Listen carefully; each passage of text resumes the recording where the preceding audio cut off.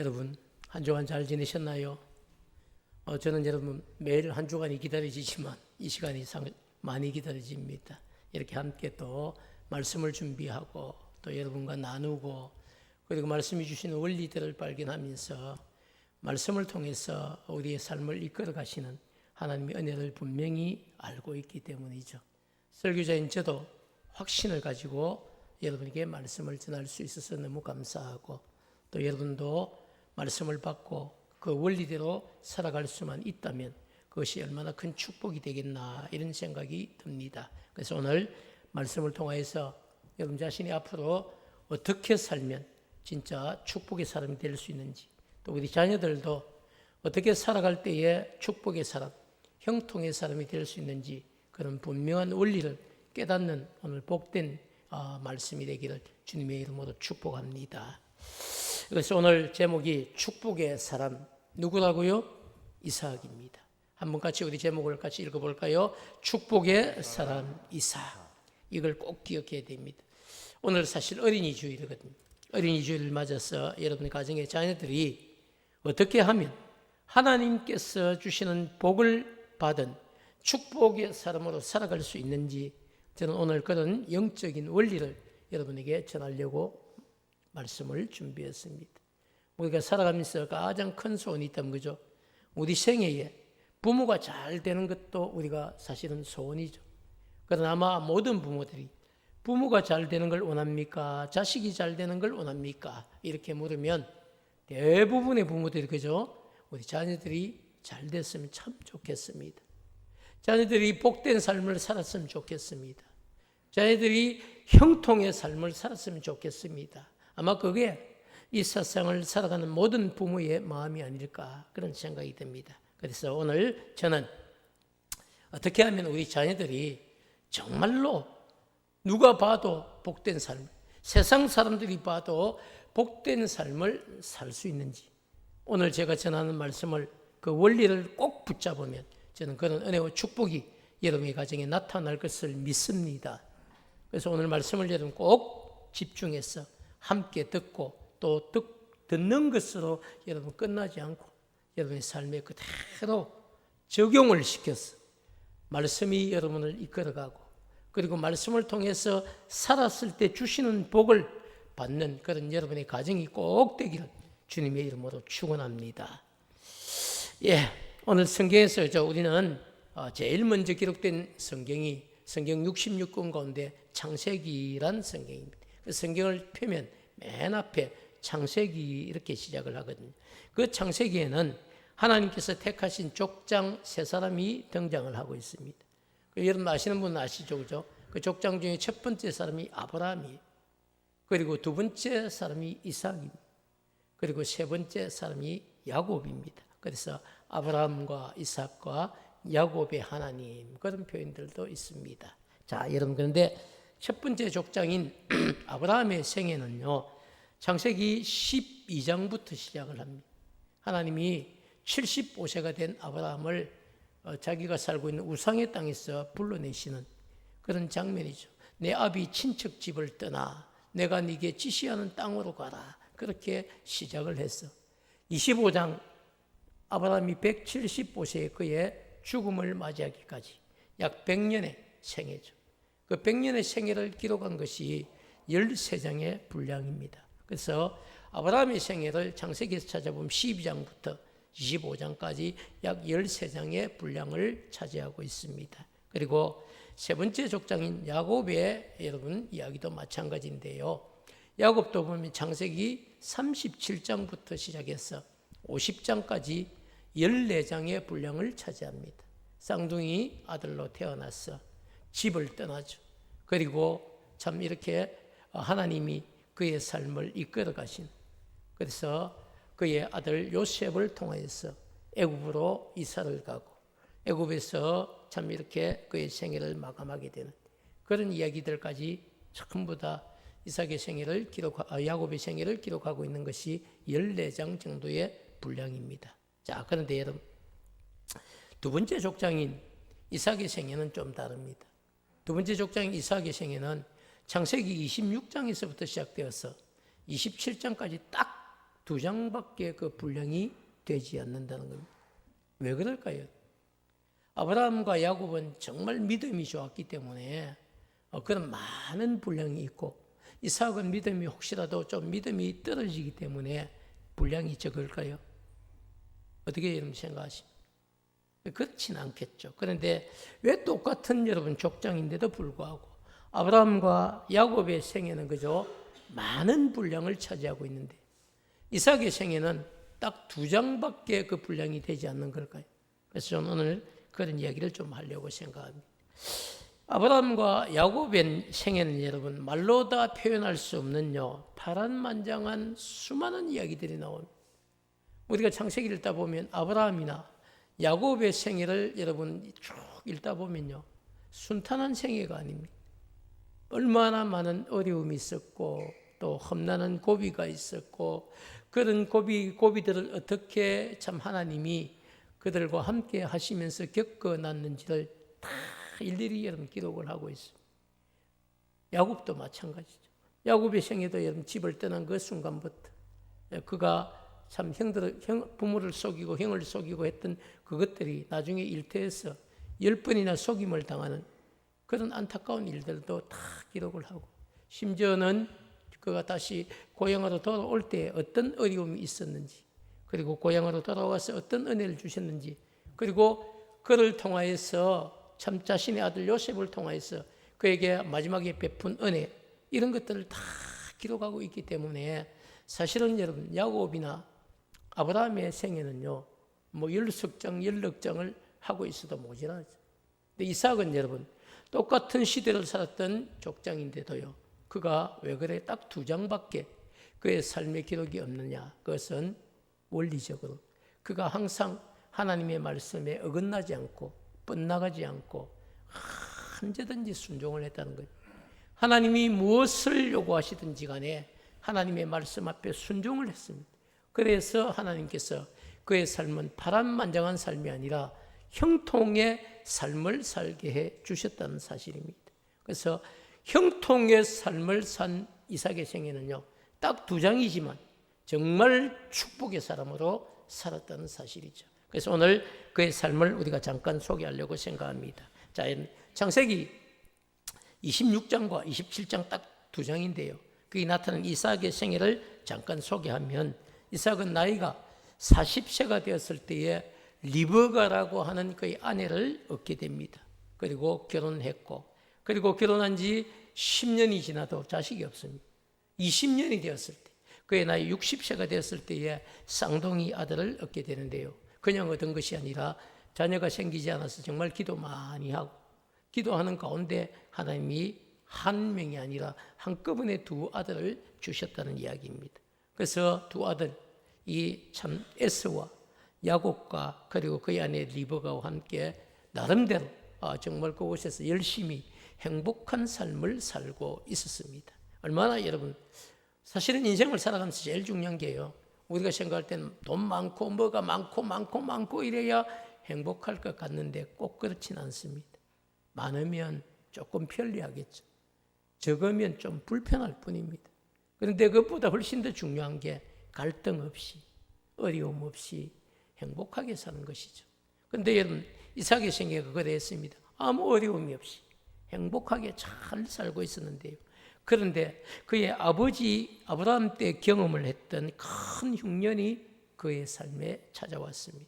그래서 이삭은 자신의 정말 어린 시절 기억을 되살려서 흉년이 찾아오면 내려갔던 애굽으로 가기 위해서 가족들과 종들과 재산을 챙겨서 애굽으로 출발을 했습니다. 자, 여러분 이삭이 살고 있었던 이 가나안에서는요 애굽으로 내려가기 위해서는 반드시 그랄이라고 하는 땅을 거쳐 지나가야만 했습니다. 쉽게 이야기하면 그죠? 우리가 여기서 경주로 가려고 하면요 반드시 어디를 지나가야 됩니까? 우리가 그죠? 바로 위에 있는 석계라든지 이 부분들을 다 지나가야만 그죠? 우리가 경주에 들어갈 수 있듯이 그건 반드시 거쳐 지나가야만 되는 길이 있거든요. 근데 애굽으로 가기 위해서는 그 지도상 그랄이라고 하는 이 지명을 거쳐서 지나가야만 했습니다. 그래서 지금 그가 살고 있었던 가나안 땅을 출발해서 모든 가축 그리고 종들 가족들을 다 데리고 마치 이렇게 이사를 가듯이 준비를 다 하고 그랄로 내려가서 그랄 왕 아비멜렉이 있는 곳에 도착을 하게 됩니다. 그런데 여호와 하나님께서 이삭에게 그 순간에 나타난 겁니다. 그러면서 이렇게 말씀하신, 너 애굽으로 내려가려고 지금 내려왔지만 애굽으로 내려가지 말고 내가 네게 지시하는 땅에 거주하라, 이렇게 말씀을 하시는 거예요. 참 쉽지 않은데요. 우리 1절 2절 말씀을 26장 1절 2절 말씀 함께 한번 읽어보겠습니다. 아브라함 때에 첫 흉년이 들었더니, 자 보십시오. 아브라함 때에 들었던 큰 흉년이 또 그 땅에 또 흉년이 들었다. 이삭 때. 그래서 이삭이 그랄로 가서 블레셋 왕 아비멜렉에게 도착을 한 겁니다. 왜? 그쳐 지나가야 되니까. 2절 말씀 한번 보시죠.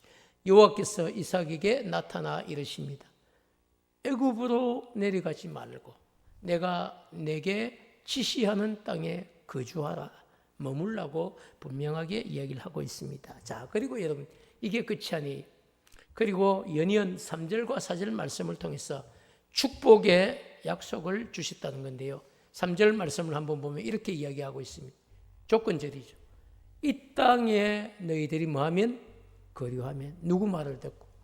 내가 네게 이야기한 그 말을 듣고 너희들이 이 땅, 그랄 땅에 거류하면, 그러면 내가 너와 함께 있어 네게 복을 주고 내가 이 모든 땅을 너와 내 자손에게 주리라. 내가 내 아버지 아브라함에게 맹세한 것을 이루어, 4절이죠. 내 자손을 하늘의 별과 같이 번성하게 하며 이 모든 땅을 내 자손에게 주리니 내 자손으로 말미암아 천하 만민이 복을 받으리라. 아멘입니다. 자, 여러분, 얼마나 큰 축복입니다. 자, 그런데 여러분, 그 당시에 가나안 땅에 살고 있던 사람들은요, 흉년이 이렇게 찾아오면 누가 가르쳐 주지 않아도 습관처럼 마르지 않는 이런 나일강이 있는 애굽 땅으로 내려가는 것이 불문율과 같은 것이었습니다. 자, 여러분, 이게 정말 중요한 이야기인데요. 사람들이 흉년이 왔다 이러면 전부 다 습관처럼 어디로 내려갑니까? 다 그냥 애굽으로 내려가는 거예요. 왜? 애굽에는 여러분 마르지 않는 강이 있거든. 나일강. 그래서 언제든지 나일강의 범람과 함께 산모작을 할 수 있었던 땅이 여러분 애굽입니다. 그래서 그 아버지 아브라함 때도 흉년이 왔을 때 어디로 갔습니까? 애굽으로 내려간 거예요. 역시 이삭도 흉년이 왔으니까 이건 그냥 하루 이틀 만에 지나갈 흉년이 아닙니다. 큰 흉년이요. 그래서 여기 있다가는 다 굶어 죽는 겁니다. 그래서 짐을 챙기고 민족에 대해 이동을 하듯이 여러분 이동을 하는 겁니다. 다 여러분 같이 살던 사람들은 다 어디로 내려갔을까요? 애굽으로 내려갔겠죠. 그런데 여러분 그 내려가는 그 걸음을 멈춘 겁니다. 누구의 말씀을 듣고요?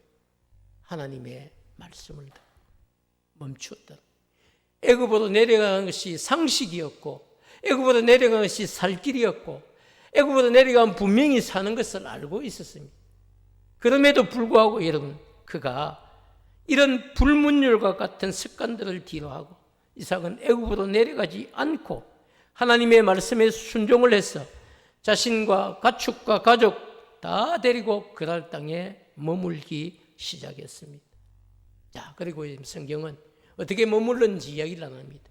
결과를 이야기해 주고 있습니다. 놀라운 사실은요, 이삭이 하나님의 말씀에 순종해서 이 그랄 땅에 머물면서 그 해에 여러분 농사를 짓기 시작합니다. 농사를 지었는데 성경은 우리에게 이렇게 분명히 그 해에 농사를 지었는데 하나님이 그에게 복을 주셔서 100배나 거두게 하셨고, 아멘이죠. 10배도 아니고 여러분 20배도 아닙니다. 농사를 지었는데 그 땅에서 처음 농사를 지었는데 100배나 되는 수확을 거두게 해주셨다는 겁니다. 그 흉년의 때에. 자, 여러분 한번 생각해 보세요. 흉년을 피해서 여러분 내려간 그 그랄 땅에서 그런 수확을 얻었다는 것은요, 상상도 할 수 없는 사실 놀라운 결과입니다. 그리고 전적인 하나님의 축복입니다. 저는 그런 은혜가 여러분에게도 꼭 있기를 축원합니다. 사랑하는 여러분, 그런데 그 외에도요, 하나님은 애굽으로 내려가지 않고 그랄에 머물렀던 이 이삭에게 복을 주셔서 양과 소가 엄청나게 많은 떼를 이루게 하셨고요. 블레셋 사람들, 그랄 사람들이 블레셋 사람인데 그 사람들이 볼 때에 마침내 큰 부자, 그 성경은 거부가 되게 해 주셨다, 이렇게 표현을 하고 있습니다. 자, 여러분 정리를 좀 해볼까요? 하나님 약속을 믿고 당연히 내려가야 될, 여러분 애국으로 내려가면 나일강이 있었어요. 거기 가면 제대로 살 수 있습니다. 그럼에도 불구하고 하나님이 내려가지 말고 너희 이 땅에 머물라고 하신 그 말씀을 듣고 그 땅에 머물렀다는 겁니다. 그래서 정말 농사를 지어도 100배의 축복을 얻고, 그리고 가축들도 엄청나게 더 많은 때를 이루는 큰 부자가 되었다. 성경은 그렇게 얘기해요. 자, 그런데 여러분, 성경이 여기까지만 있다면요 얼마나 행복하고 좋겠습니까? 아멘, 할렐루야. 우리도 순종하겠습니다. 하나님 언제든지 제게 말씀해 주십시오. 이렇게 하면 되는 거예요. 그런데 여러분 그렇지 않습니다. 하나님의 말씀에 순종해서 그랄에 머물렀던 이삭에게 하나님이 주신 복을 보고 그걸 시기하기 시작하는 사람들이 있었어요. 아니 왜? 우리 땅에 들어와서 쥐만 복을 받지? 왜 우리가 복을 받는 것이 아니고 우리 땅에 들어와서 저 이방인들이 복을 받아? 가만히 두고 볼 수 없어. 누가 그렇게 했습니까, 여러분? 그랄 땅에 살고 있던 목자들이 이것을 보고 질투하고 시기하기 시작했습니다. 그래서 이삭에게 몰려와서, 그 당시로서는 여러분 이렇게 복을 받을 수 있는 이유가 사실은 물이죠. 비가 오지 않는 가뭄의 때에 이렇게 농사 짓고 가축이 풍성할 수 있었던 것은요, 물 공급이 있었는데 그 물이 어디입니까? 하늘에서 내리는 비가 없습니다. 그럼 어디에서요? 땅에서 솟아나는 물이 있어야 되는 거예요. 그게 여러분 뭡니까? 우물이에요. 우물. 시내, 개천 이런 건 다 말라버렸어요. 말라버린 그 가운데서 여러분 우물을 뚫었는데 그곳에서 물이 나기 시작했어요. 생명줄과 같은 것이 그 당시에는 우물이었어요. 근데 놀라운 사실은요, 이삭이 우물을 팠는데 그 우물에서 물이 솟아났어요. 그 우물들로 인하여서 이삭이 농사를 짓고, 그 우물들로 인해서 가축을 먹이고 사람도 살고 그렇게 풍성해졌다는 사실입니다. 그런데 여러분 그걸 알고 그랄 땅에 있는 목자들이 와서 시비를 겁니다. 우리 땅이니까 여기서 떠나라는 겁니다. 그러면서 그들이 무력으로 와서 우물을 다 돌을 던지고 흙을 메우고 이렇게 해서 야곱이 이삭이 가지고 있던 우물을 다 메워버린 겁니다. 그리고 떠나라고, 떠나지 않으면 너희들을 우리가 죽여버리겠다고 그렇게 위협을 하는 거죠. 그래서 이삭이 힘이 없는 게 아닙니다. 이삭이 지금 엄청나게 많은 종들도 데리고 있어요. 싸울만 합니다. 그런데 싸우지 않습니다. 그냥 조용히 그곳을 떠납니다. 그리고 여러분 그곳을 떠나서 좀 더 훨씬 더 깊은 골짜기로 가는 거예요. 근데 깊은 골짜기에 가서 다시 우물을 팝니다. 놀라운 사실은요, 성경은 그렇게 얘기해요. 아브라함 때 팠던 우물을 이삭이 기억을 하고 있는 거예요. 그리고 그 우물을 팠는데 거기에서 진짜 물이 솟아난 겁니다. 그래서 그 자리에서 또 장막을 치고 우물물이 나오니까 거기에서 또 먹고 살아갑니다. 그런데 그날 목자들이 어떻게 알았는지 그 소문을 듣고 또 다시 오는 거예요. 와서 여기도 우리 땅이니까 나가라고 이야기하면서 그 우물을 또 메워버리는 거예요. 성경은 오늘 창세기 26장은 이런 이야기들이 3번이나 반복되고 있어요. 또 그래서 더 깊은 곳으로 가서 사람들이 다니지 않는 곳으로 가서 자기들만 장막을 치고 우물을 팠는데 그곳에서도 우물에 물이 터져 나오는 그런 은혜를 주셨다는 겁니다. 너무 감사하지 않습니까? 여러분, 그런데 거기까지 와서 또 그럴 목자들이 또 방해를 하고 우물을 메워버리는 겁니다. 그렇지만 이삭은 단 한 번도 그들과 싸움을 하지 않았어요. 짐을 챙겨라, 가자. 또 다른 곳에서 주실 은혜가 있을 것이다. 그렇게 여러분, 하나님 정말 주신 말씀에 순종해서 그랄 땅에 머물렀는데 순적한 삶만 있은 것은 아닙니다. 주신 복은 있었지만 그들을 방해하는 그랄 목자들을 계속 싸우지 않고 피하고 피해서 그래서 더 깊은 곳으로 가기 시작했습니다. 창세기 26장은 그런 내용들로 한 장이 가득합니다. 그리고 그런 일들을 겪은 이삭은요, 다시 브엘세바라고 하는 곳으로 올라갔는데 그 밤에 여호와께서 다시 나타나는 겁니다. 그리고 이삭에게 이런 말씀하시죠. 두려워하지 말라.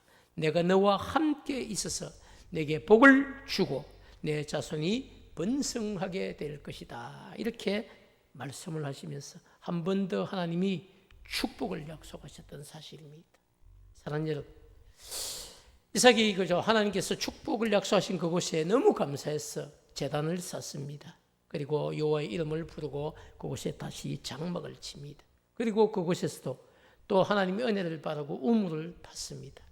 놀라운 사실은요, 그 우물에서도 물이 나와서 그 우물을 세바다 이렇게 불렀습니다. 세바라고 하는 여러분 이 단어는요, 히브리어 단어로 7이라고 하는 숫자입니다. 세바, 7. 그 7, 구약의 여러분 성경을 연구하는 학자들은요, 이 우물을 세바라고 붙인 것이 7개의 우물에서 물이 터져 나왔다. 그래서 세바다 붙였을 것이라고 추측을 다 합니다. 저도 역시 동의를 하고요. 그래서 그 많은 사람들이 우물 한 개가 살아갈 수는 없지 않습니까?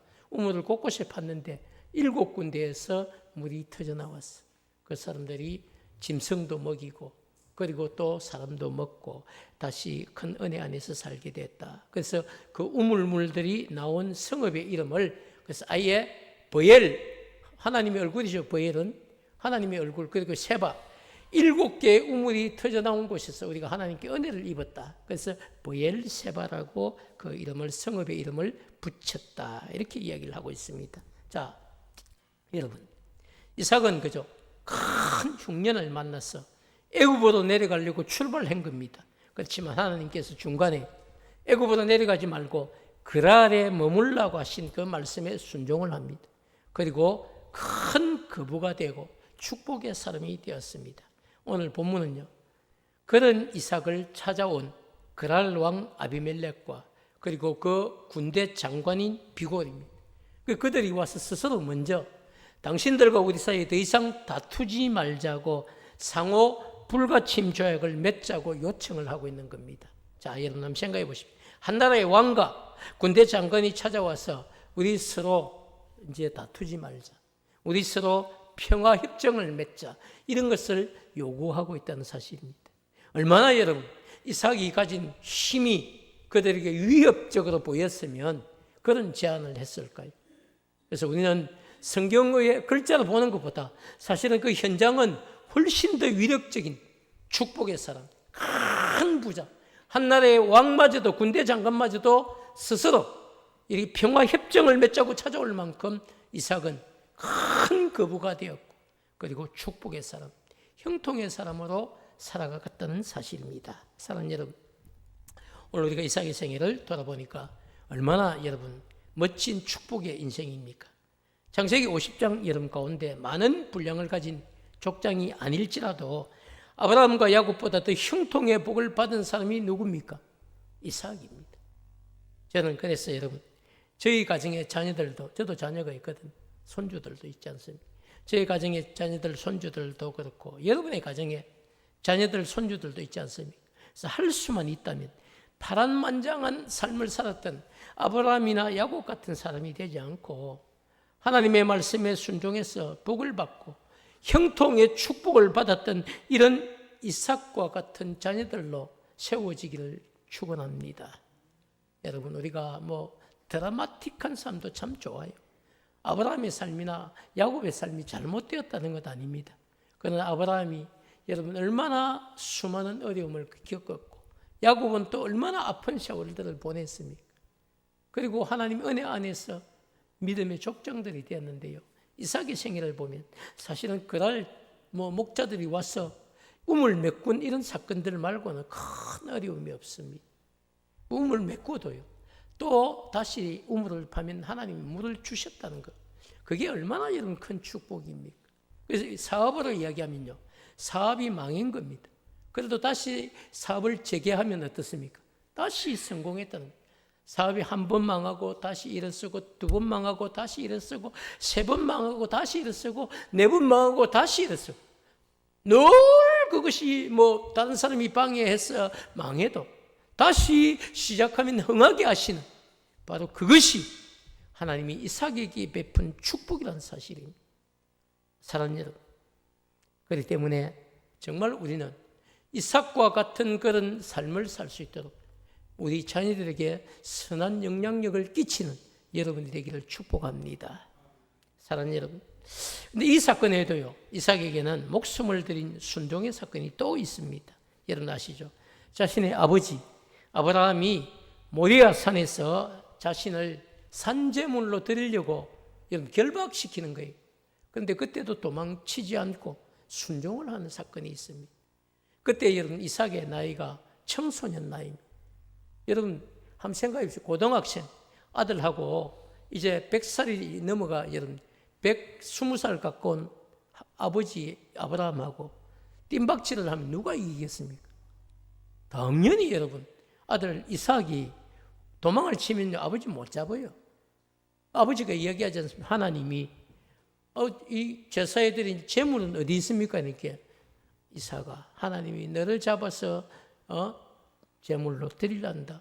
뭐요 아버지, 지금 제정신이에요. 이렇게 도망가지 않고 순종을 하라. 저를 결박하세요. 하나님이 원하시면 저를 드리세요. 그래서 스스로 결박을 당하고 제단에 올라갔어. 그리고 그를 죽이려고 하는 거예요. 아브라함이 칼을 들어서 여러분 내리치려고 하는 그 순간에 하나님께서 급하게 아브라함아, 아브라함아, 이제야 내가 네 마음을 안다. 순종이죠. 아브라함의 순종이 여러분 먼저 있습니다. 그리고 그런 하나님께 순종하는 그 아버지를 보았던 여러분 아들 이삭의 여러분 그런 모습들이 알거든. 어린 시절이지만 여러분 청소년 시절에 자기 스스로 결박되어 가지고 제단에 올라가서 죽을 뻔했는데 여러분 그 기억을 어떻게 했겠습니까? 그런데 하나님의 말씀에 순종한 아버지를 본 겁니다. 그리고 자기 역시도 하나님의 말씀에는 순종을 해야 된다는 것을 청소년 시절부터 정확하게 보고 배운 것입니다. 하나님은 그때부터 순종의 사람 이삭을 잊지 않고 있는 거예요. 사랑하는 여러분, 그리고 오늘 살핀 것처럼 그죠? 큰 영년을 피해서 당연히 내려가야 했던 애굽으로 내려가지 않고 하나님의 말씀에 순종해서 그 아래 머물렀던 이 사건도 이삭이 하나님의 말씀 앞에 얼마나 순종하고 있는 사람인지를 우리에게 보여주고 있습니다. 그렇기 때문에 여러분 이삭의 생애는 다른 족장들과 비교했을 때 많은 분량은 아니지만 그가 얼마나 말씀 앞에 순종했는지 어떤 마음으로 순종을 했는지 우리는 창세기 26장과 27장을 통해서 정확하게 확인할 수 있습니다. 사랑하는 여러분, 그래서 이삭의 생애를 연구한 많은 여러분 주석가들이 성경에 나타난 수많은 인물 가운데 순종의 사람 이렇게 하면 대명사가 누굽니까? 순종의 사람 이러면 여러분 이삭 이렇게 한번 해주시면 좋겠습니다. 순종의 사람 이삭. 야, 그게 여러분 구약 성경을 연구한 모든 사람들. 믿음의 사람 이러면 아브라함이에요. 순종의 사람 이러면 누굽니까? 이삭. 여러분 그런 순종의 사람 이삭을 우리는 잊지 말아요. 그래서 이삭의 예를 많이 들고요. 순종해서 정말 복을 받은 형통의 축복을 받은 사람 누구요? 이삭입니다. 사랑하는 여러분, 자녀들의 신앙교육에 있어서 그죠? 자녀에게 미치는 부모의 영향력이란 우리 눈에 금방 드러나지 않는 것 같지만 그렇지 않습니다. 부모의 행동이 자녀에게 미치는 어떤 영향이 있는지 동영상 하나를 잠깐 우리가 보도록 하겠습니다. 동영상 올려주시죠.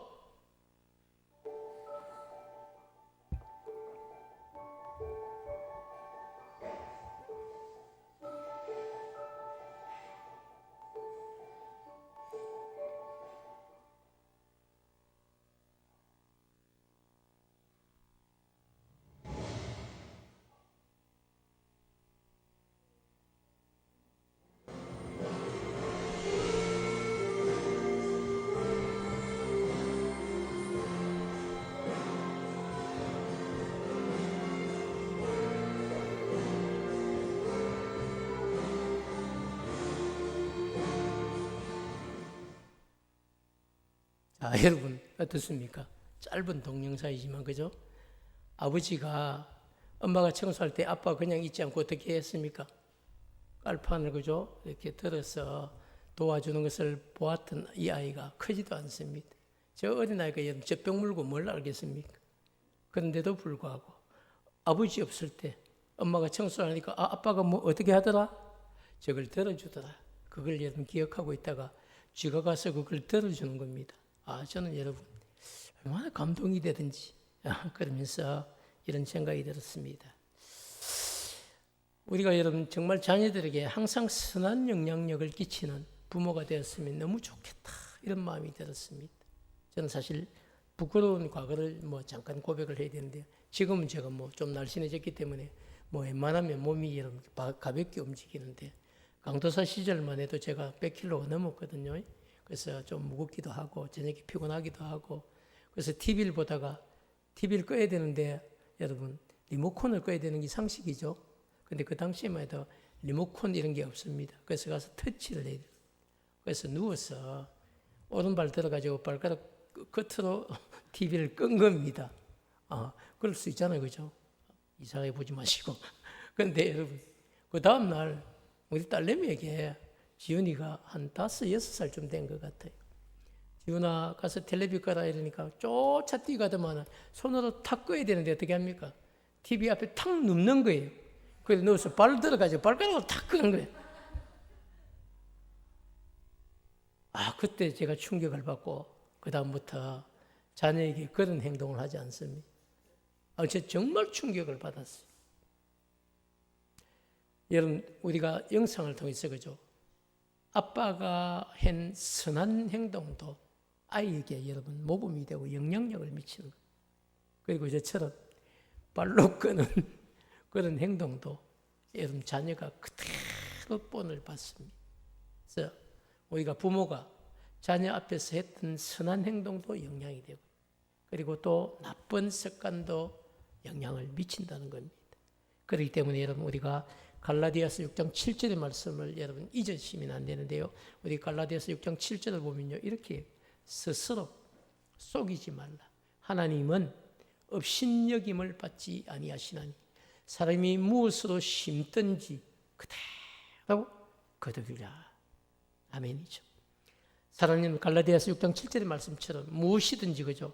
심은 그대로 거둔다는 이 불변의 진리를 잊지 말고 먼저 우리 부모님들이 하나님 앞에 여러분 순종을 심고 그리고 하나님의 때를 기다릴 줄 아는 그런 믿음으로 살아가는 부모가 되기를 축복합니다.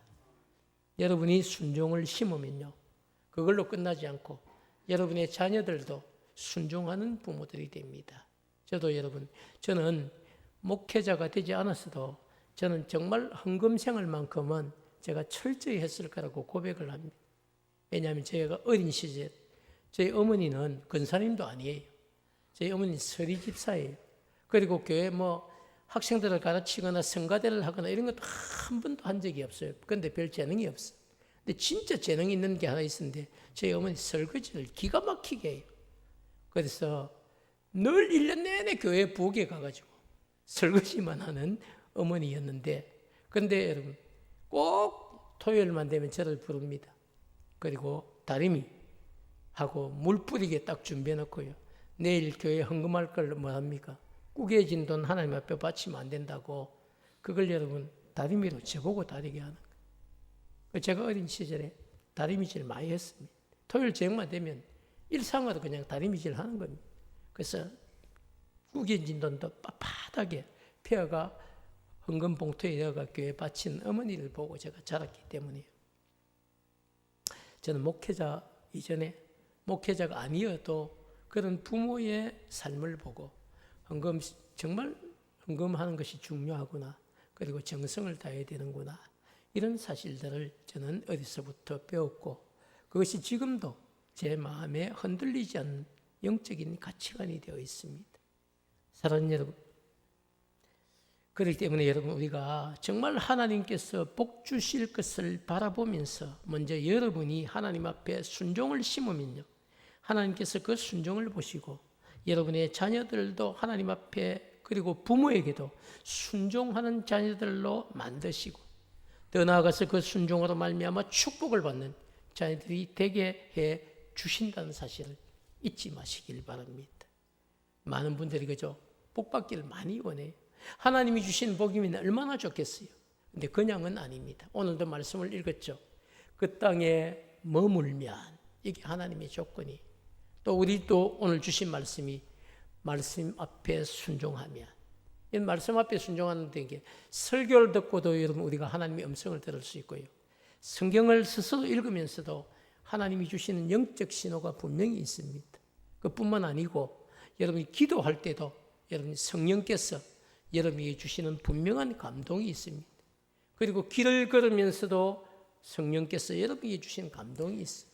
그런 영적 신호에 아이고 됐습니다. 이게 아니고 하나님 알겠습니다. 제가 순종하겠습니다. 그 말씀을 그 마음을 그대로 받으면 여러분 그것이 여러분에게 축복의 삶으로 형통의 삶으로 여러분에게 정말 다가갈 줄을 믿습니다. 사랑하는 여러분, 그렇기 때문에 어린이 주일을 맞아 오늘 주신 말씀을 여러분 마음에 담고 시간이 지난 다음에 후회하지 않고 지금 기회 있을 때에 먼저 자녀들 앞에서 순종의 모범을 보이는 부모가 되기를 축복합니다. 그리고 그런 여러분의 순종을 보고 자녀들도 순종하는 자녀로 자라서 하나님 앞에 형통의 축복을 받는 여러분 가정의 자녀들이 다 되기를 주님의 이름으로 축원합니다.